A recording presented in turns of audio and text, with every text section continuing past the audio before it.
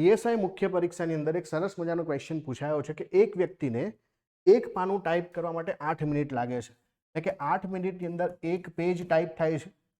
તો 1 થી 2 વાગ્યાની વચ્ચે, 1 થી 2 વાગે એટલે 1 કલાક, તો 1 કલાક એટલે કે 60 મિનિટમાં કેટલા પેજ ટાઈપ થશે? તો 60 ભાગ્યા 8 થશે. હવે જુઓ, 1710 પેજ ટાઈપ કરવા છે અને એક વ્યક્તિ 1 કલાકમાં 60 ભાગ્યા 8 કરે છે, તો ટોટલ કેટલા વ્યક્તિની જરૂર પડશે? તો અહીંયા આપણે કરીએ 1710 ભાગ્યા 60 ભાગ્યા 8 એટલે કે 1710 ગુણ્યા 8 ભાગ્યા 60. હવે જુઓ, આ જીરો નીકળ્યા, બે ભાગ ચલાવીએ છીએ તો અહીં ઉપર 4 રહેશે, 2 ભાગ ચલાવીએ તો નીચે 3 રહેશે.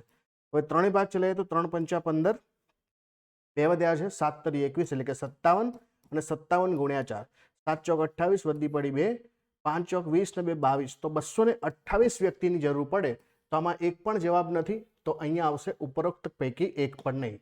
આપણો જવાબ છે ઓપ્શન નંબર ડી.